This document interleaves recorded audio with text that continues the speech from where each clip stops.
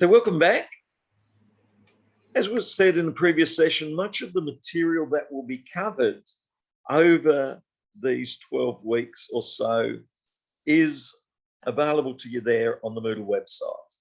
EDU 121, Critical Thinking for Effective Learning. There's resources that you should engage with every week, including an introduction from myself, a bit of background, and a place where we'd encourage you to place your introductions as well. Each week in our classes, there's different notes that we'll work through.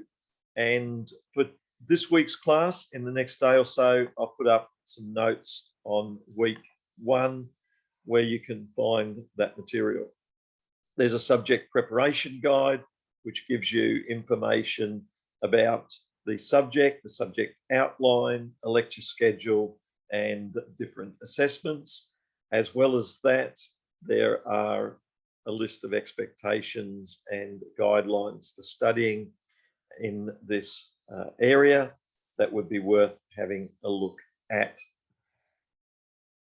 Also, you'll find on Moodle an outline for the assessment items, so I encourage you to go there regularly and to review what's required for the assessment items each week. And you'll also find the notes for each week for each of the classes on Moodle. So I encourage you to have a look at those. As well as that, you'll find videos of the classes on the Moodle website. So I encourage you to have a look at that. There's a list of resources as well. Now, topic 1, which we're looking at today, and we're going to continue looking at again in about 3 or 4 weeks' time. In week 2 of the topic, we'll be going over topics 1 and 2. You've got videos of the classes from the past, and you've got resources that I encourage you to have a look at there. And under topic 1 is where I'm going to put up the notes for today's class. So I encourage you to go there and have a look at that. The Ontario Ministry of Education described critical thinking as the process of thinking about ideas, situations, concepts in order to understand them fully, to identify their implications, to make judgments, and to guide decision-making. So critical thinking is a skill. And we said right at the beginning, it's a skill in asking questions, the right questions, deciding areas to focus on. And some people will focus on sport, others on drama and arts, and others on maths and science. But we encourage you to have a broader range of focus areas so that you're able to consider the value of all of these areas of life and of study and education.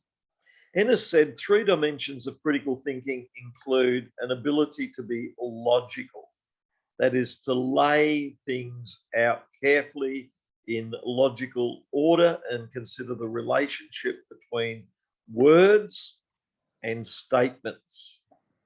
Also to be critical, that is, to judge. This is important. This is what's meant to minutely judge, and also to be practical, to think, what's the purpose that we have for our thinking? One of the very effective resources that I've introduced today is the Stanford Encyclopedia, and there's an article there on critical thinking, and I encourage you, if you've got time, to go to that article on critical thinking and make a note of that article, because it's quite effective. It's a good template on how you could write a scholarly article. Notice that in this approach to critical thinking, they begin with history. That is, and this could go back to ancient history of Plato and Aristotle, back to Christian history in the Gospels and Augustine and Aquinas, and it could also look at the early modern period thinkers like Hume and others. Then they move on to more contemporary examples, John Dewey and his thinking on the way we approach critical thinking, and then moves on to some definitions. And in the definitions, Ennis writes that it's a characteristic set of principles for looking at what is right and true and what are our duties in relation to that. How do we make up our mind about what to believe or do? How do we collect information about what we believe or do? If you had to make a decision, what would be some of the steps that you would take? So I'll get you to write down in a moment what are some things that you would do. So in making a decision, what would be some steps that you could take? And I'm thinking one of the decisions you've got to make is how to teach. And there could be certain approaches that you would take to teaching. You've also got to describe how strict to be, or how less strict or humorous to be. And then you've also got to describe how do you order your teaching? How do you structure your teaching? So in making a decision, how to teach, how do you go about that? There could be other decisions that you have to make in life, like buying a car. How do you go about that decision to buy a car? Who to marry? How do you make that decision? Which job? How do you make that decision? So can I get you to write down what are 2 or 3 steps that you would take in making a decision in each of these areas? Neil, what would be 2 or 3 steps that you might take in making a decision like these decisions? Neil? So decisions for me would be a process of observations, maybe for some things and some decisions, goals and outcomes of the decision and what would be important, and take priority. Yeah, I like that. I think that's a great set of steps that would be very, very helpful. Olivia, what would be some steps you'd take?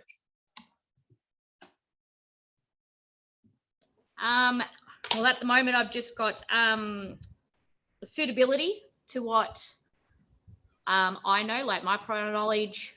Like, you know, I just straight away I thought I'd buy a car. Like if you're going on a dirt road, it needs to be proper good. And that's as far as I've got so far. Yeah, no, that's good. So we got the suitability as, and similarly, you could apply that in the classroom. You know, how suitable is a particular approach to the classroom setting? So that could be quite useful as well. Marissa, what would you suggest? At the sort of top, I like to say I have like a hypothetical whiteboard in my head. So I like to look at the sort of logical pros and cons of something. I know just in myself, quite often I'm feeling heavy, as in my decision making can be based more on my emotional state or my feeling of something. So I try to sort of steer away from that purposefully and look at something in more of a like a logical, how is this good? How is this bad? You know, so that way it sort of helps me make a decision like that. And I like that, being aware of the emotional side of things. I think that's so important, is that, so if you're making a decision about buying a car, you might want a sporty little car, etc.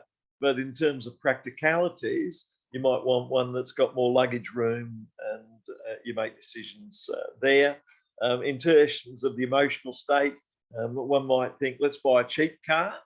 But before you rush into the decision about price, it's worth asking others. And a lot of people would say, you know, a car that's 3 or 4 years old with low kilometres, you know, 30 or 40,000, that can be half the price of a car that's brand new. So probably some would suggest buying one that has a little bit of age on it. And so I like that idea of emotional states, putting them to one side. We're going to discuss that in about week 5, 6, 7, where we talk about the value of acknowledging the emotional states, in that they are very, very important. So I think it's important to recognise, if I want a sporty car, there's certain emotional states driving it, so you don't dismiss it entirely there. So I think that's very valuable to think through. Karen, what are your thoughts there? Who will benefit? And inclusivity. So if in a classroom environment, you're not aiming at the higher kids, it's across the board. What will be the outcome from that? And will it further questioning? So good. I like that series of steps, and also recognising that every student needs to benefit, not just one or the other. So Amy Lou and then Hannah, what are your thoughts?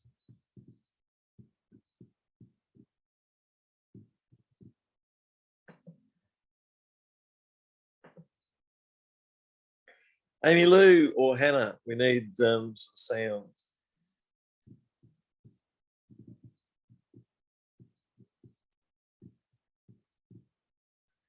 Not able to find the unmute button?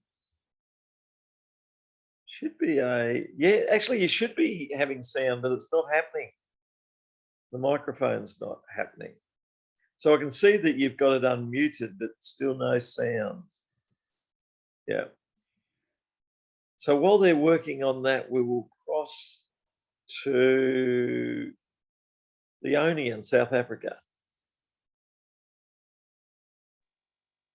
So when making a decision, the steps that I would like to take first is to ask advice from someone who's been in a similar situation. And then I would weigh up the pros and cons, and then I would think also further on after the pros and cons, what would the further consequences or outcomes of my decision be. So good. So there's lots of great ideas there that you could put together, and you could develop these ideas further as we go through.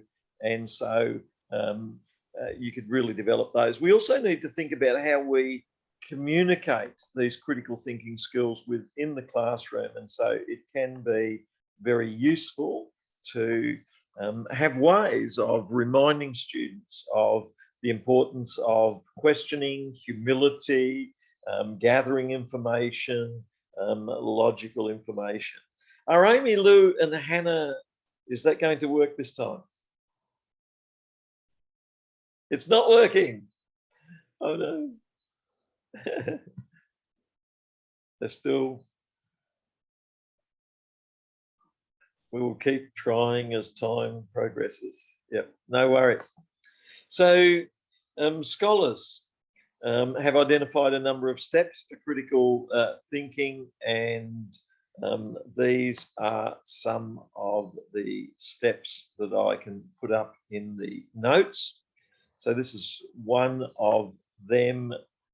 So thinking can involve recognizing, thinking can involve seeing well, observing. So there's a number of important ones there. And so as Hannah has said, identify the goal is another of those skills. So that's an important goal. Gurram, in his article on multiple ways of thinking, says that a four-step model can be used. Now, in week 2, we're going to have a look at the Greeks and Aristotle and Plato in particular. So I'll just mention this now in case we don't come back to it a great deal.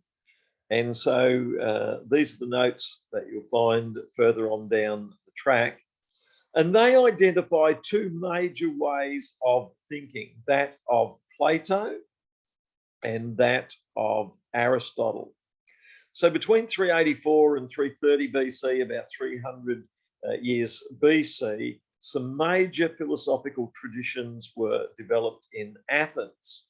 One by Plato and Socrates, where they looked at ideas, and then Aristotle, who emphasized observing and measuring. And these are still two of the major ways of approaching ideas today.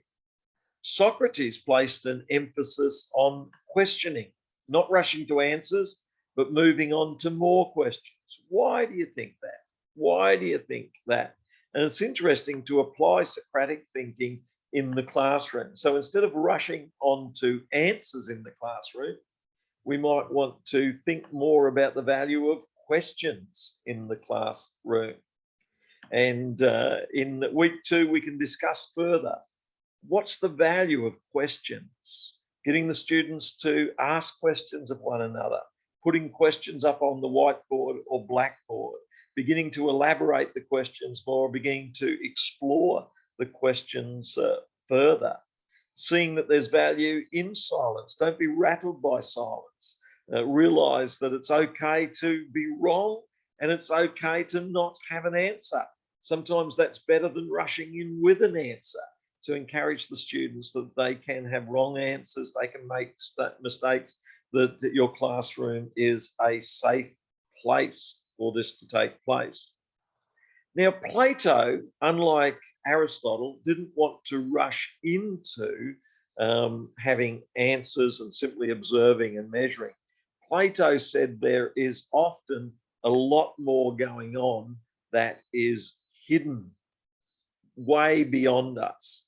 And he used the illustration of a cave in which people often feel as though that they can see things directly in front of them, but what is directly in front of them can sometimes simply be that which is observed to be, rather than that which is truly there. So let's have a look at Plato and his cave allegory or cave analogy. So let's have a look at certainly some pictures that illustrate this. And so let me open that in a new tab. So over here,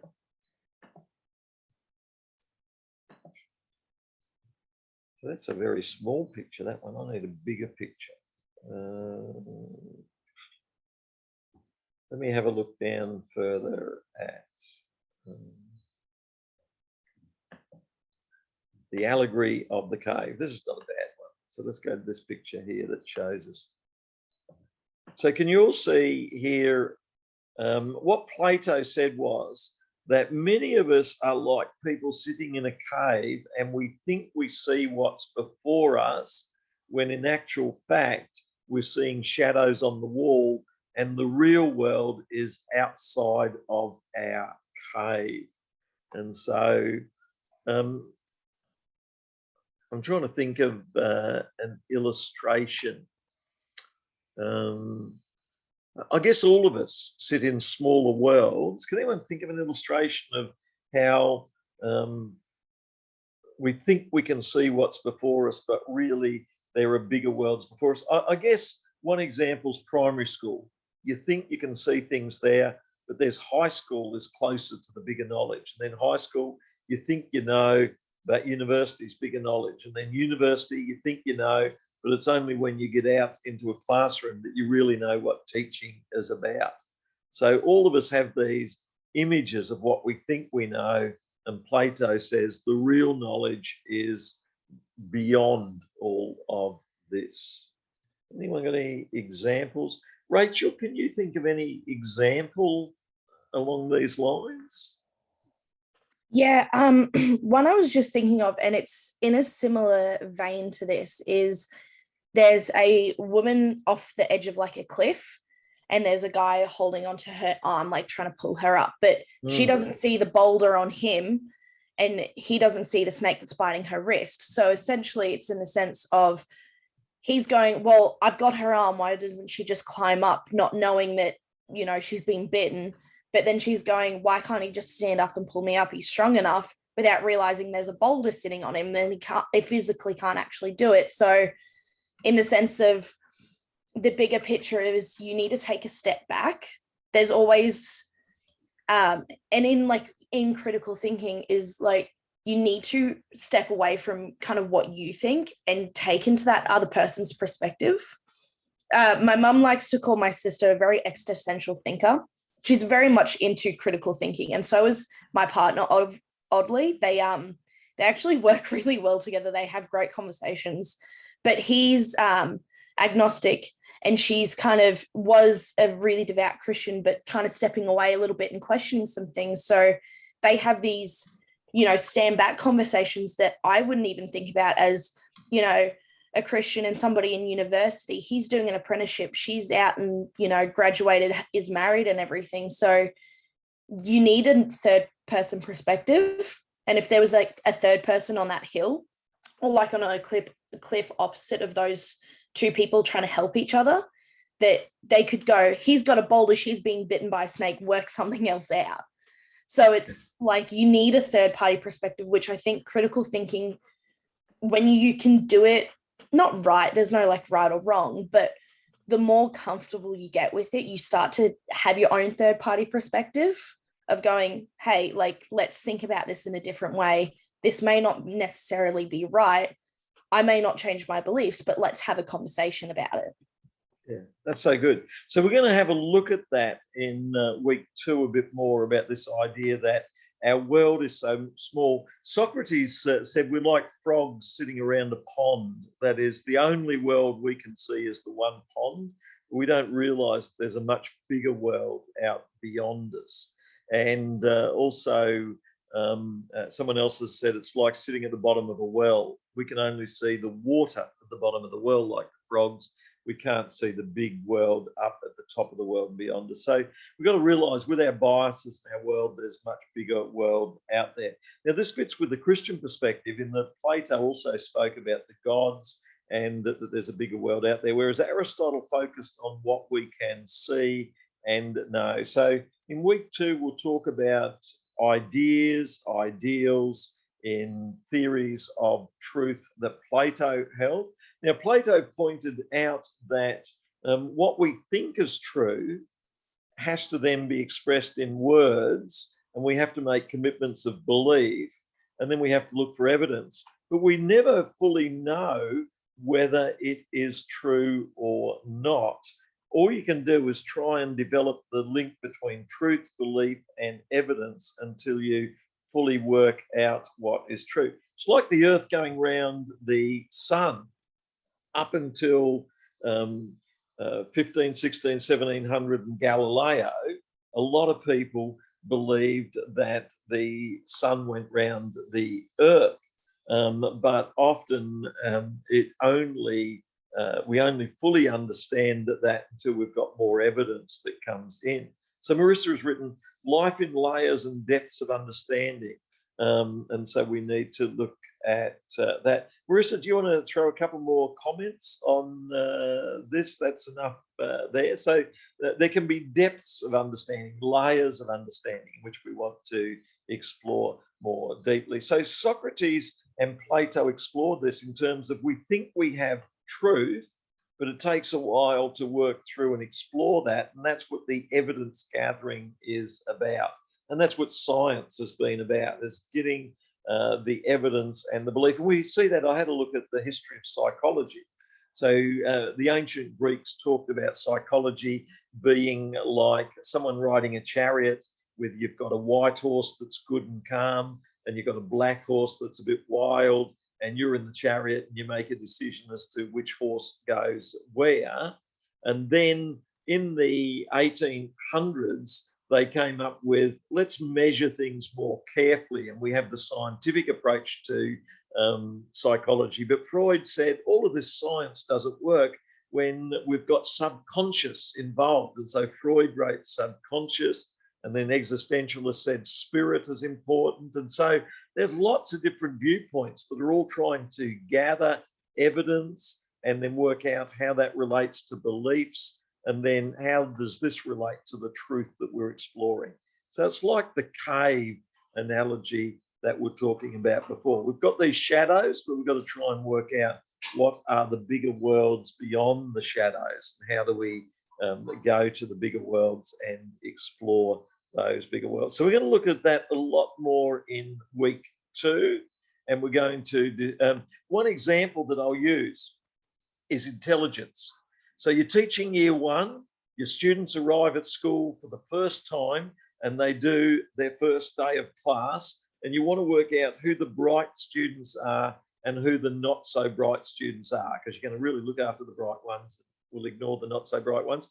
That's bad teaching, isn't it? And then, so what's wrong with the theory of we give an intelligence test on day 1 of primary school in year 1? Tiffany, any thoughts on what's wrong with that approach? And then we sort of put the bright ones up close to us and the not so bright ones down in the back corner or something. What's totally wrong with that approach of intelligence test? Yeah. That'd be kind of opposite, if I'm honest. I think I'd have the ones that need it most closer to me to be able to help them. Yes. I think giving an intelligence test on day 1 would not be effective at all. I mean, all of the students have just had holidays.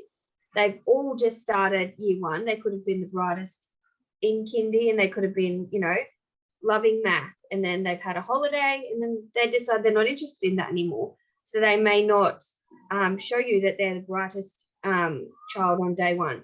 They're simply getting to know all their friends. They're getting to know you as a teacher. I think they need to get comfortable, and then everyone has their strengths and everyone has their weaknesses, not necessarily a smarter student than another one. As critical thinking, they all think differently. They may have some ideas that you think, oh, that, you know, that seems like you really understand this. And another student may tell you the same thing, just in a different way. Yeah, that's so well said. We're measuring all the wrong things, aren't we? We're measuring how they've settled in. We're measuring how comfortable they are. There's all sorts of things we're measuring, none of which really are intelligence. They're all sorts of social things. So the belief that intelligence can be defined and a test can be used is also something else that needs to be challenged. And then the justification, what test are we going to use and what's it going to measure? So all of this is based on assumptions about truth, about intelligence, about tests, and about how effective they are. And there's much bigger questions. Whereas an Aristotle approach would say, let's observe, let's measure. Whereas a Plato approach would say, there's bigger things taking place. And even those who don't score so well, there could be much bigger things that are happening as well. So that's the sort of thing that we're going to be looking at in week 2, about the nature of truth according to Plato and Aristotle. And then on Friday at from 9 till 12. And then in week 3, we're going to look at Christian perspectives on how we understand truth. And so on Moodle, you'll see some material there on Christian perspectives on how we understand truth. So that will be there in week 3. And you'll see that on the Moodle notes. So that'll be week 3 for you, or your 3rd session. So we're not going to meet together in week 1. We will meet together for 2 hours on Friday from 2 till 4 in week 2. And then week 3 or topic 3, you'll be on your own looking at that. And then we'll meet together on week 4. So that lowers the workload on you in that we're just putting in 2 hours, Fridays, 2 o'clock. Anyone, hands up, anyone who's not able to make Friday, 2 p.m. in the afternoon every 2nd week in weeks 2, 4, 6, 8, 10. So I can't see any hands going up at the moment, but send me an email if you have any difficulties with those 2-hour sessions. So topic 2 is going to be the Greek session. Topic 3 is going to be the Hebrew and Christian approaches to critical thinking. I've put a video there by Alistair McGrath, and he says natural theology is Christians who are able to able to understand the world through looking at the natural world, and then beyond the natural world, they can understand through the Bible and other ways of knowing. So in the Christian session, we're going to look at 4 ways that Christians know. One is the Bible. Another way is experience, such as prayer and worship. Another way is the capacity to reason, use the brain that God has given us and look at the natural world. And then another way is traditions. That is through the traditions and through the other great thinkers and writers that we have. Then these are 4 ways of knowing, and there can be other ways of knowing as well.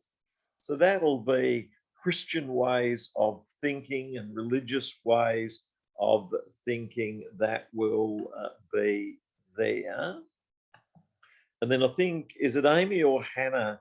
One of you is not able to make the Fridays. Is that what? So give me a wave if that's the case, or you've got, yeah. So if you send me, now we were planning to run the classes from 9 to 11, but we won't be able to run those classes from 9 to 11 because I'm going to be traveling through France and England at that time, and that would be about 1 a.m. in the morning or something. But 2 in the afternoon would be about 6 in the morning for me, so that would be doable. So, and then, yeah, so that's the way we're going to run it, certainly for the week 2 session, the week 4 session, the week 6 session. But I'll forward some more details on that. So the 9 to 11 time slot has changed to a 2 o'clock till 4 o'clock time slot, is what we'll be working with. So send me emails or post on the chat if we need to look at that. So that's week 3, the Christian perspectives. Week 4, we then have on Moodle a folder which has been labelled ways of knowing through history, from the medieval ways to the Reformation ways to the Enlightenment, modern and postmodern ways. So in session 4, we're going to be looking at history. And so one particularly valuable way of knowing is looking at historical perspectives. So education. There were perspectives on education 2,000 years ago with the Greeks and the Christians and the Hebrews and the Jews. And then through history, there have been different approaches. And in the 1800s, there were ideas about education, and the 1900s, and then 2000. So if you look at different views of education over 300 years, you get these wonderful different perspectives that help you see the challenge and nature of education in different ways. So history is a great way of understanding. Week 5 or topic 5, we're looking at maths and science. So they're valuable ways of understanding when we measure things. One of the interesting things we'll look at in week 5, which is amazing and surprising, is that Christians have played important roles in the development of maths and science. So over the last 2,000 years, it's often been Christian thinkers who said, if God's ordered the universe, then we should be looking for the order in the universe. Therefore, let's develop scientific methods. So some people today, like Richard Dawkins, give the idea that science develops from non-Christians, whereas in actual fact, the study of history shows that Christians have played quite a role in the development of science, because there are ways in which science is structured that have Christian underlying beliefs in a sense of order and purpose, and that the God who creates order and purpose has put it there. So science has that interesting way of looking at things. And then in week 6, we look further at the scientific method, and the scientific method has hypothesis testing and experiments, and we'll look at the way we can use that in thinking. Week 7, we then move from the math science students over to the humanities students, where we look at language in thinking. So The way we use language is very, very important in thinking. Week 8, we build on that and look at the role of emotion in thinking. And again, in Christian thinking, we're open to the human person being a person who has emotions as an important part of the person that God has made. And then in terms of teaching, it's important to have emotions.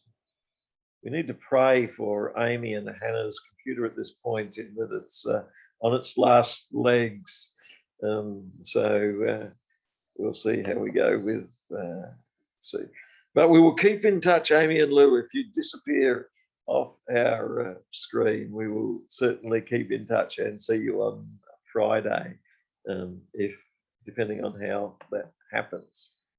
And you've got my email, so there should be an email that you can keep in touch there as well. And then in the weeks that follow, we go on to look further at ways of knowing. And in those further ways of knowing, in topics 9, 10, 11, and 12, we're going to explore ethics and the role of ethics in knowing.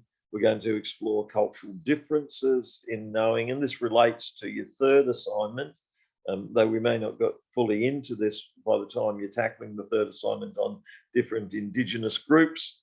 And then we're looking at the political side and the group side of knowing, and groupthink, how it can be helpful and not so helpful. And we'll pull it all together in week 12. So can I get everyone to write down now a question about what we will be covering? So, and then we'll go through and discuss those questions that you might have. And Amy and Hannah might type a question onto the chat that they might have as well. So we're writing questions relating to this subject, and it could be the practical organisation of the subject, it could be the assignments, it could be big questions about what we know and don't know. I remember when I did my studies at university, I decided to tackle the question of, is there a heaven at a university, and a secular university as well? And then I thought, well, I'll tackle what about afterlife experiences? You know, when people wake up from the operating theatre. But my teacher was a strong non-Christian, and he challenged everything that I suggested. You know, I suggested, what about this as evidence? He said, no, that won't work. No, that won't work. And so I'm still tackling that big question, but I think the evidence is there, but other people.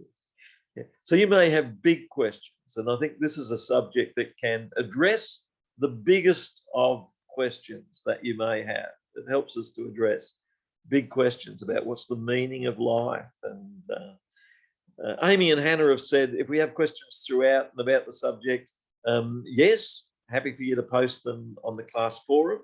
Happy for you to email them to me. And what was the advice I was just given?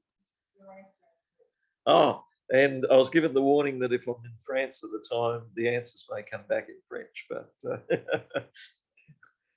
I wouldn't have a clue what I'm saying, but I could use Google Translate. So yes, certainly send me the information in, you can email it to me, put it up on chat, and try those different ways. You've got my email there, and I read that email every few days, but if you want to get in touch directly, then dr.sam.hay@google.com.au is a more direct email that you'd get me at gmail.com. Thank you, gmail.com. So drsamhay@gmail.com.au will get to me directly. And you've also got sam.hay alphacrucis.edu.au. And my suggestion would be, if you want to send an email, send it to both email addresses. And that way, you know, you'll catch me with both of the email addresses. So I'd love to hear from you if you've got some questions, some thoughts. Happy for you to forward those. But let's run through some questions that you might have, and you can pop them up on the chat as well if you've got questions. But what about Tiffany? What sort of questions would you ask? So I have a pretty big question, I think. My question would be, what approach is proven most effective in a classroom? Is it you go towards the children's emotional needs and social needs, or do you aim towards more of your, like, on paper, you know, writing curriculum?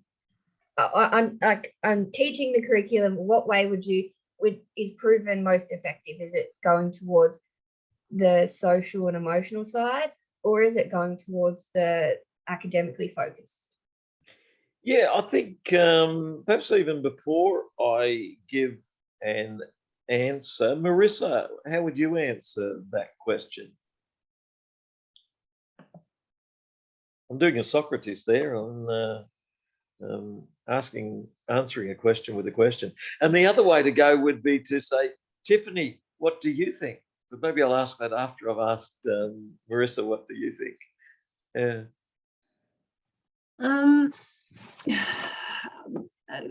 As I said before, I actually work in a K-12 public school, and oftentimes I'm in class, and I find it quite interesting actually lately, sort of being in science class and the way science is taught. And very, like, early on this morning, you mentioned about the difference between, like, what is an indoctrination and what is not. And I find it really interesting how science is taught as this is just true and right. You know, even when you say something as in, oh, the theory of gravity or anything like that, like, the fact that it's called a theory is that it doesn't necessarily mean it's proven to be true. So I find that quite interesting actually, but that sort of it speaks toward just teaching what's on the curriculum and what they want a student to get right in a test, rather than sort of doing that whole, like, I think it was Socrates, was it? Like, question everything. Like, how did you get that answer? Why do you think that's true? Yeah. And I think that would be my response, would be, it's so important to consider the environmental setting and emotional and social needs of all the children, because that's really where their learning is going to come from, is their emotional social setting. And you can't really go a long way with the curriculum until you consider, are they comfortable? Are they feeling safe? And the only way to find that out is to talk to each of the students and find out what's going on in their world. At the same time, I recognise you've got to get through the curriculum. And so I think it's important that you have ways of making sure that all of the curriculum is covered. And sometimes you can do that by printing it out and photocopying it off, sending it home. And I think you've got to make sure that all the curriculum's covered, otherwise you'll be in real trouble. But I would certainly be checking up on what's the emotional, social needs, because they're not going to really learn unless they've got an emotional, social comfort level. And as you said, Marissa, with sciences, this is right, you know, gravity is that force. That's not really what science is about. I think science is about exploring and finding truth, and flight goes against gravity. An aeroplane taking off is going against gravity in one sense. And so the world is more complex than just statements of this is a scientific fact. In actual fact, it's much more complex than that, isn't it? And I think good science, like Einstein, he talks about how amazing the world is and how we need to be in awe at the world rather than simply saying these are the facts that are there.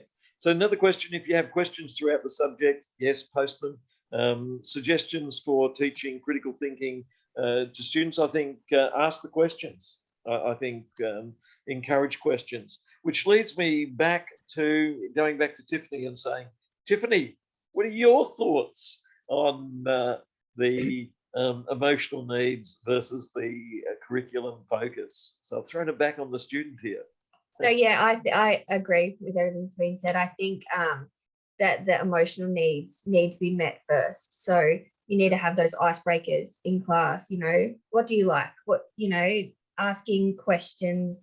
And I think the students also can learn off each other. It's not just you standing in front of 26 students telling them this is right, this is wrong, or, you know, this is how we spell the word and it doesn't matter how it sounds. It's the students can talk to each other. And often you'll find that other children may learn something else just from their home environment. They may have, you know, these posters all over the walls and they're learning things at home. Other students may not have that. So they can help each other. And sometimes students might get more from learning from another student than they are from you standing up there in an authoritative position, you know, telling them. Yeah, so good. And probably that's a good point to start to draw it to a conclusion for these 3 sessions there. Pop your hand up if you've got a question that you really urgently want to add, or pop it in the chat. Otherwise, we'll be meeting again on Friday, 9 till 12, and then we'll be meeting next Monday, 9 till 12, and meeting next Friday. So I think it's a great way to start moving into this subject by considering what we have. I'll put the notes up on Moodle, so you'll have the notes for today. I encourage you to give some thought to the different areas we're covering. You can start to give some thought to the essays that are going to be covered and the forum posts. You can start to give some thought to how you'll apply this in your teaching situation. So I think this can be a really practical subject where you can gather ideas that you can apply in the classroom. But let's cross over to Rachel. Rachel. This isn't really a content question. I saw it on the chat and I also was looking on Moodle. Our dates for when we have to get our forum posts in are still from semester 1. They are all still March and May. The rest of our assessment due dates, like on the assessment tile, are correct, but on like the forum post tile, if that makes sense, they're still all from March and May. So just didn't know when our first one needed to be in, and then subsequently when the rest of them need to be in. Yeah, because I also saw that on the chat and I remember seeing it on Moodle, so I just wanted to bring that up. Yeah, thank you. So the forum posts need to be in by the Sunday of the week. So if you can, each week you should put your forum post up that week by the end of the week at 11:59. If you go over, you'll get slightly lower grades. So you actually get a graded mark for each forum post. And if you get the forum post up before the Sunday of that week, then you'll get the full grade. If you get it up the week following, then you would get a slightly less grade for that.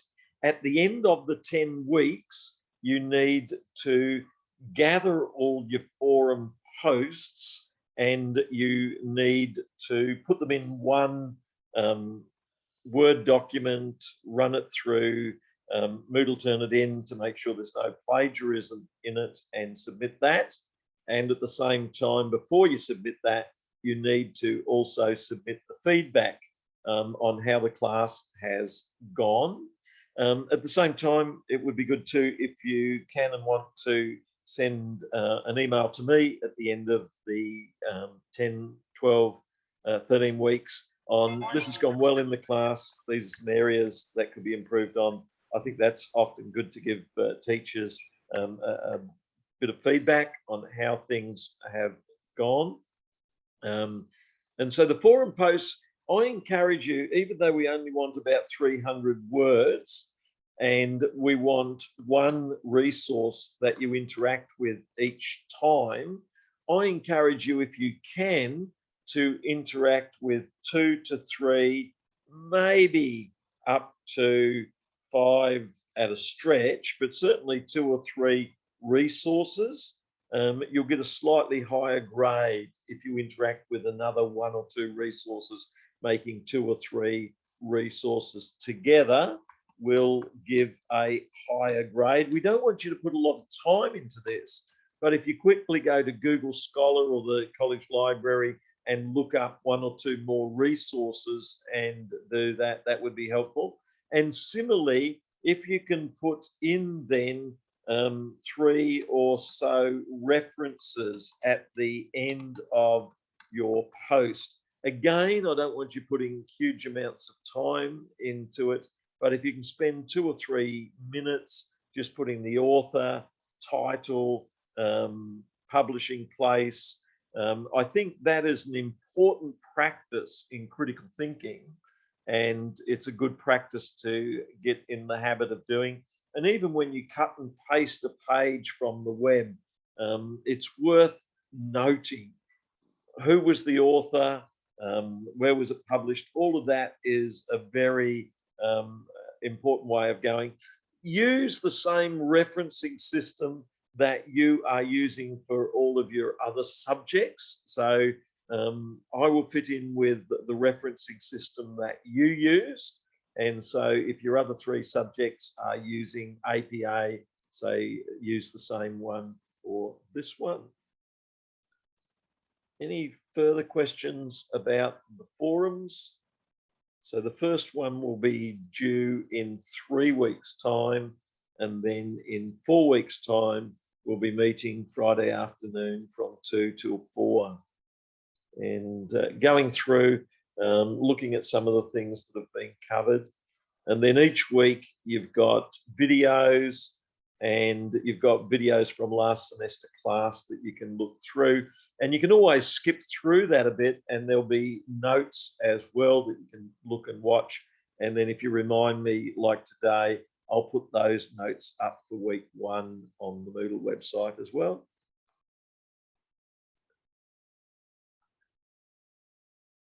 So thank you each one. It's been terrific to meet with you. It's great to see what you're doing. I'll be thinking of you as you continue in teaching, prac, support, counselling, all of the other many areas that you're working in. I'm sure that this is very, very valuable. It is amazing the good that you can do for all of those students in your class, to listen to them, to help them, to encourage them, to get them excited. I think it's amazing. Yeah. Students come back years later and say, I remember when you said this, I thank you for this. And so I think it's so valuable what teachers do. And I thank you, each one, for the contributions that you're making. And I thank you for the time that you're putting into developing your teaching skills. I think very, very valuable. And so my thoughts are with you. And I look forward to catching up again shortly. So see you Friday, 9 a.m, same station, same channel. We'll catch up then. See you each one. Thanks, Dr. Sam.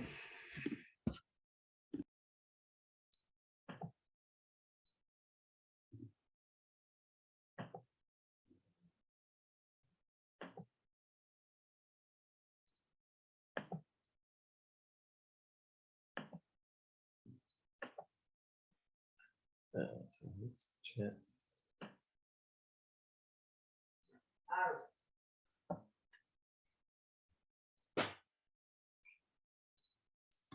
The doctor usually